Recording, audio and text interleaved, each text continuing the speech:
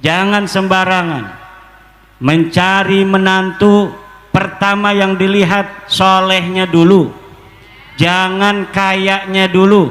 Kalau sudah soleh, insya Allah kaya raya. Kalau tidak kaya di dunia, kaya di akhirat. Alhamdulillah. Itu makna kufu yang paling bisa dilihat hari ini adalah takwa. Kufu itu bagi kita orang Jawa tidak melihat oh dia dari suku mana, tidak, tapi dilihat dari takwa. Beda dengan Baklawi. Kalau Baklawi, kalau dia punya anak Baklawiyah, dia tidak boleh Baklawiyah ini menikah dengan selain Baklawi. Tahu Baklawi? Itu yang dipanggil Kabib itu. Tuh yang dipanggil Kabib namanya Baklawi. Kalau dia punya anak perempuannya tidak boleh nikah dengan selain Kabib, dengan selain Baklawi. Untuk apa? Katanya menjaga kafaah. Ini yang tidak diajarkan dalam agama Islam. Kenapa katanya dia itu tidak boleh anak perempuannya dinikahkan? Karena kastanya tinggi. Diguyup pitik. Katanya orang Jawa kastanya rendah. Kasta rendah dari mana? Kita bisa membuat Borobudur, betul tidak? Kita bisa membuat Prambanan. Leluhur kita itu raja-raja besar yang menguasai Asia Tenggara. Brunei dikuasai oleh orang Grobogan zaman dulu. Malaysia dikuasai oleh orang Grobogan. Thailand, Selatan, Singapura, seluruh Nusantara dikuasai oleh keberanian prajurit-prajurit Majapahit. Di antara prajurit Majapahit diambil dari Jogja, dari Grobogan, Seragen, Klaten, Banten dan sebagainya. Itulah turunan-turunan raja dan panglima-panglima Majapahit, orang-orang Jawa yang hadir, yang lahir hari ini. Kata siapa? Pangkatnya orang Jawa kastanya rendah. Tidak, bos. Tinggi. Kenapa tinggi? Ciri-cirinya sudah jelas. Peninggalan leluhur kita ribuan tahun yang silam sudah bisa bikin Borobudur, betul apa tidak? Lalu yang ngaku-ngaku kastanya tinggi itu, kampung dia ada bangunan apa? Kagak ada bangunan Borobudur di sana. Tidak ada bangunan yang mirip dengan Prambanan. Yang ada makam-makam palsu, makam-makam yang katanya makam orang, tapi kalau dilihat dalam sejarah tidak ada sejarahnya bahwa di situ dulu ada makam orang. Makanya hati-hati di Grobogan, takut ada leluhur kita makamnya nanti pindah jadi makam nama orang lain. Zaman sekarang banyak orang malsuin makam, Bu. Makam leluhur orang, kemudian makamnya itu dipindah namanya jadi Assegaf, jadi bin Yahya. Itu di mana yang ibu kota Jawa Tengah, Semarang, ada sebuah makam Panglima Perang Yogyakarta. Panglima Perang Yogyakarta ini namanya KRT Sumodiningrat. KRT Sumodiningrat asli orang Jawa. Dia ini bapaknya Jawa, dianya Jawa, ibunya Jawa, anaknya Jawa, keturunannya sampai sekarang masih ada orang Jawa semua. Tapi makamnya Panglima Perang ini yang waktu itu dia mati perang melawan penjajah Inggris. Karena kita pernah dijajah Belanda, beberapa tahun juga pernah dijajah Inggris, Bu. Di sekitar Jogja, Solo, Grobogan ini pernah dijajah Inggris. Ada panglima perang namanya Kanjeng Raden Tumenggung Sumodiningrat. Dia perang melawan penjajah, kemudian dia mati. Setelah mati dimakamin di jejeran Jogja. Hari ini pahlawan ini silsilahnya dicuri orang, sejarahnya diambil, silsilahnya dibolok-belokin, bukan orang Jawa. Katanya dia orang berasal dari Yaman, Ba'lawi katanya. Padahal dia asli orang Jogja, dia asli orang Jawa. Apa maksudnya itu? Mengambil-ngambil tokoh yang dia asli daripada pahlawan Jawa, tapi kemudian ketika dia mati dalam membela orang Jawa, akhirnya sekarang jadi orang Yaman. Aneh apa tidak? Aneh. Ini yang harus diperhatikan. Kalau kita tidak hari ini tidak peduli terhadap sejarah kita yang dibelok-belokkan itu, nanti anak cucu kita nyangka kita ini orang Jawa nggak punya pahlawan. Leluhur kita orang-orang yang pecundang semua, nggak ada yang berani mati, nggak ada yang berani perang melawan penjajah. Kenapa? Buktinya itu yang jadi pahlawan, jadi ulama besar semuanya dari Yaman. Lah orang Grobogannya mana? Orang Seragennya mana? Orang Wonogirinya mana? Orang Karanganyarnya mana? Orang Solonya mana? Kagak ada. Padahal yang mati jadi pahlawan itu sudah nyata asli orang Grobogan, sudah nyata asli orang Seragen, sudah nyata asli orang Jogja. Tetapi karena orang Grobogan, orang Jogjanya ini enggak peduli sama makam leluhur, sejarahnya dirubah di Wikipedia diam saja, maka 50 tahun yang akan datang anak cucu kita sudah tidak lagi mengenal bahwa ada pahlawan dari orang asli Grobogan, ada pahlawan dari orang asli Karanganyar, ada pahlawan dari orang asli Boyolali, ada pahlawan dari Jogja. Tidak lagi mengenal. Kenapa? Karena yang jadi pahlawan buktinya makamnya semuanya marganya bukan marga Jawa. Namanya Sumodiningrat, tetapi bin Yahya. Masa iya namanya Sumodiningrat dia bin Yahya? Di mobil saya dari Seragen tadi itu disuruh mampir, diminta mampir oleh Gus Kodri. Kita dikasih makan, enak sekali makanannya di resto apa namanya itu, Sukarasa. Masya Allah, baru itu saya makan ikan enak sekali. Ibu pengen beli besok, jangan gratis kayak saya. Di resto Sukarasa.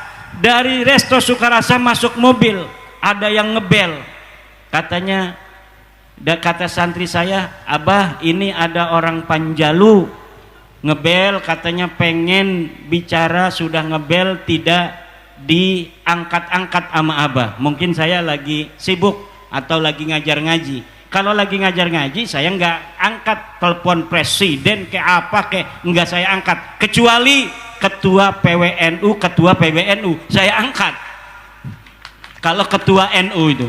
Tapi kalau presiden saya biarin aja. Kenapa? Karena memang presiden nggak pernah nelpon saya.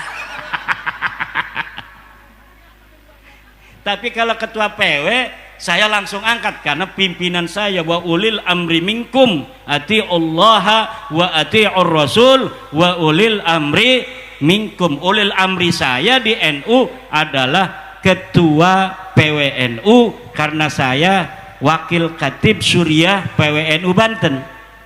Ulil amri saya di PBNU ketua PBNU karena saya adalah anggota lembaga Bahsul Masail, pengurus besar Nahdlatul Ulama. Jadi hari-hari ini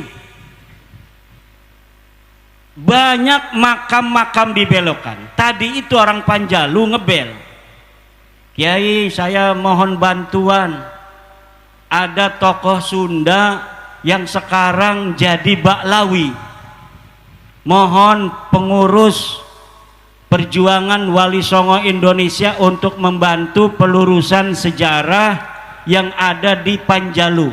Nyahon te Panjalu ya, eta di Ciamis aya panjarahan ngaranna panjarahan Panjalu. Katanya sekarang sudah dihabibkan, sudah dibaklawikan. Mohon katanya ini karena ini berkaitan dengan sejarah. Sedangkan sejarahnya sudah jelas. Ini kakek kami, buyut kami orang Sunda asli, keturunan daripada raja-raja Sunda. Tapi sekarang kenapa jadi bin Yahya? Mohon kami tidak berdaya katanya. Perjuangan Wali Songo Indonesia lah harapan kami untuk bisa meluruskan makam-makam yang sudah dibelokkan. Insya Allah kata saya Kang, nanti setelah saya pulang dari Jawa Tengah, nanti saya akan koordinasikan dengan pengurus perjuangan Wali Songo Indonesia di Jawa Barat. Ini Bu, ada organisasi namanya PWI, apa? Perjuangan Wali Songo Indonesia. Punya tentara namanya Laskar Sabilillah. Apa namanya? Semuanya anggotanya orang NU. Kalau kita pakai nama Banser, pakai nama Pagar Nusa, ini terlalu organisatoris, koordinasinya lama. Maka orang NU yang sudah tercerahkan ini untuk meluruskan sejarah-sejarah pendiri NU, sejarah-sejarah kiai-kiai Jawa, kiai-kiai Nusantara, membikin sebuah organisasi namanya Perjuangan Wali Songo Indonesia. Laskarnya namanya Laskar Sabilillah. Ketuanya dan panglima tertingginya cucu daripada panglima tertinggi Hizbullah yang diangkat oleh Mbah Hasyim Asy'ari tahun 45-46 Surabaya, 45 ya, Surabaya perang. Dari golongan santri, panglima perangnya namanya Kiai Abbas dari Cirebon. Dia murid Mbah Hasyim Asy'ari. Nah sekarang cucunya ini yang menjadi panglima tertinggi Laskar Sabilillah. Jadi kakeknya dulu panglima Laskar Sabilillah waktu perang melawan sekutu, sekarang cucunya kembali menjadi panglima Laskar Sabilillah. Anggotanya kebanyakan Banser dengan Pagar Nusa. Banser dan Pagar Nusa, tetapi kalau jadi PWI pakai bajunya Laskar Sabilillah. Untuk apa? Kita perlu mobilisasi, koordinasi. Perjuangan itu kalau sendiri-sendiri, Bu, ini akan berat. Perjuangan itu kalau sendiri-sendiri berat. Kenapa? Apalagi wilayahnya se-Indonesia begini, dari Sabang sampai Merauke. Ini berjajar pulau-pulau, dari mulai Pulau Sumatera, dikelilingi pulau-pulau kecil yang ribuan banyaknya. Pulau Kalimantan dikelilingi pulau-pulau kecil yang juga ribuan jumlahnya. Begitu pula Pulau Jawa. Pulau kita ini bapak-bapak ibu-ibu ada 17.000 pulau. Pulau di Indonesia ini ada 17.000 pulau. Kalau kita ngelihat peta, kelihatannya cuma ada Jawa, cuma ada Sumatera, cuma ada Kalimantan, Sulawesi, Maluku, Papua, NTT, Bali. Tetapi ternyata pulau-pulau kecil itu banyak sekali, jumlahnya 17.000 pulau. Maka perlu adanya organisasi bersama oleh para warga Nahdliyin, tetapi tidak membuat sibuk Nahdlatul Ulama, karena Nahdlatul Ulama itu banyak tugasnya. Lagi ngurusi fikih peradaban, bagaimana kita membawa konsep Islam Nusantara kepada dunia internasional. Karena dunia internasional hari ini di negara-negara yang penduduknya Islam itu masih perang, Bu. Bu, ibu di sini dagang bakso enak, nggih. Bertani enak, dagang enak, pengajian enak. Jalan sendiri aja ibu-ibu pakai tas, pakai baju muslimat enggak takut. Tapi di Yaman sekarang lagi perang lawan Amerika, dipimpin oleh turunan Nabi asli dari suku Az-Zaidi, dari suku keturunan daripada Imam Zaid. Kemudian di Iran perang sama Israel, nggak enak tidur, baru ngaji Bismillahirrahmanirrahim, Yasin, tutup lagi. Kita tinggal maunya, mau ngaji 1 juz nggak ada yang ganggu, betul? Mau 2 juz nggak ada yang ganggu, 3 juz nggak ada yang ganggu. Mau jadi wali thariqah, la ilaha illallah, la ilaha illallah, la ilaha illallah, la ilaha illallah. Nah itu gayanya Sadiliyah. Kalau Qadiriyah, la ilaha illallah, la ilaha. Beda-beda itu. Ada yang diem aja, zikir dia luar biasa, munajatnya pada Allah, hadir hatinya kepada Allah, diem aja, nggak taunya tidur. Ngeriung tahu-tahu berkat lagi dibagi aja. Kenapa katanya nggak baca la ilaha illallah? Bukan nggak baca, kamu tidur. Ibu bapak hadirin ma'asyiral muslimin rahimakumullah, selain daripada kita adanya perjuangan Wali Songo Indonesia, insya Allah yang hadir ini dapat barokah semua dari Wali Songo. Yang islamin kita ini, Bu, Wali Songo. Yeah. Wali Songo itu para wali-wali yang bijaksana, wali-wali yang walaupun dia keturunan Nabi tidak pernah ngaku-ngaku turunan Nabi, betul? Anak cucunya padahal turunan Nabi, tapi nggak pernah ngomong-ngomong dia turunan Nabi. Akhirnya masyarakat merasa nyaman. Kalau dia lagi nggak berakhlak, ya ditegur sama masyarakat, betul nggak? Walaupun dia Gus, walaupun dia anak kiai, kalau dia ini nggak baik, ini masyarakat berani negor. Kenapa? Karena memang ajaran para kiai kita ajaran kesetaraan, ajaran egaliter, sesuai dengan ajaran Islam. Inna akramakum indallahi atqakum. Sesungguhnya orang yang paling mulia di antara kalian adalah orang yang paling bertakwa. Siapa saja dia, mau sholat 5 waktu, mau puasa Ramadan, punya duit dia zakat, punya duit dia berangkat haji, maka dialah orang yang bertakwa. Kalau dia orang bertakwa, dialah orang yang paling mulia. Walaupun dia bukan anak kiai, dia bukan Gus, dia bukan turunan raja, dia bukan turunan Ken Arok, dia bukan turunan Prabu, tapi kalau dia mau sujud pada Allah, dia bertakwa, dialah orang yang mulia.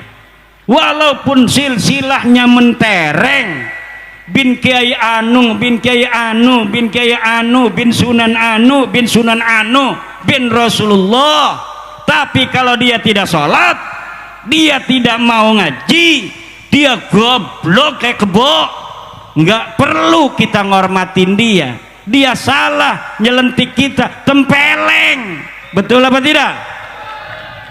Ini ajaran yang diajarkan oleh leluhur kita. Makanya anak kiai nggak ada yang sombong, ada yang sombong, tapi kebanyakannya nggak sombong. Bahkan saya lihat anak kiai kadang-kadang lebih tawadhu dari orang lain. Kenapa? Karena itulah ajaran yang diajarkan oleh leluhur kita, para wali songo, para muassis Nahdlatul ulama. Maka setiap ajaran yang mengatakan bahwa ada manusia lebih tinggi derajatnya dari orang lain, bukan berdasarkan takwanya, bukan berdasarkan ilmunya, yakin seyakin-yakinnya ajaran itu bukanlah ajaran Islam. Saya sudah membuka hotline perdebatan. Siapa yang mau berdebat dengan saya tentang bahwa ada dalil dari Al-Quran, dalil dari Al-Hadis yang menyatakan keturunan seseorang ini lebih mulia dari keturunan lainnya secara zat, saya siap untuk berdebat. Saya sudah cari dalil-dalil, mana sih ada dalil khusus bahwa seseorang wajib menghormati turunan Nabi walaupun dia ini kafir, walaupun dia ini fasik, walaupun dia tidak suka sholat, walaupun dia tukang zina, walaupun dia tukang mabok, tapi katanya dia lebih mulia daripada sorbannya kiai. Kakinya itu lebih mulia dari sorbannya kiai. Saya cari dalilnya dari Al-Quran, minal hamdulillahi rabbil alamin sampai wan nas, tidak ada. Yang ada di dalam Al-Quran adalah orang yang mau takwa dialah orang yang paling mulia, orang yang pinter dialah orang yang tinggi derajatnya. Ibunya biasa saja, bapaknya tukang kolektor, tapi dia disekolahkan di STPDN, kemudian dia lulus jadi camat. Ini Indonesia loh, nggak bisa